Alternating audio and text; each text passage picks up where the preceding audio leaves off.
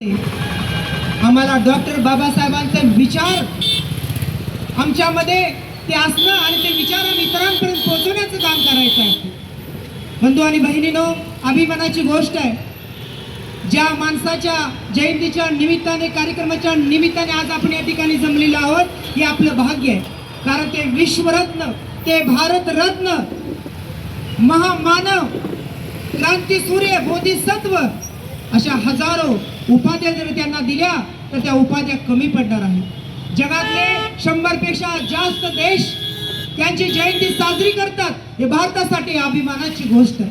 ही भारतासाठी कौतुकाची गोष्ट आहे की संपूर्ण वर्ल्ड विश्वरत्न डॉक्टर बाबासाहेब आंबेडकरांची जयंती साजरी करत आहे. म्हणजे जगानं जाणून घेतलंय की जर देशाला वाचवायचं असेल तर डॉक्टर बाबासाहेब आंबेडकरांचे विचार आम्हाला जाणून घेणं गरजेचं आहे. आज जगातले 100 पेक्षा जास्त देश डॉक्टर बाबासाहेब आंबेडकरांची जयंती का साजरी करत आहेत? कारण डॉक्टर बाबासाहेबांच्या विचारामध्ये क्रांती आहे. डॉक्टर बाबासाहेबांच्या विचारामध्ये गुलामाला गुलामाची जाणीव करून देण्याची ताकद आहे. डॉक्टर बाबासाहेबांच्या विचारामध्ये माणसाला माणूस म्हणून जगण्याची ताकद आहे. आणि जर आज बाहेरचे देश डॉक्टर बाबासाहेब आंबेडकरांचे विचार जतन करत आहेत तर प्रियानं तुम्ही आणि आम्ही का मागे आहोत? तुम्ही आम्ही का पाठीमागे आहोत?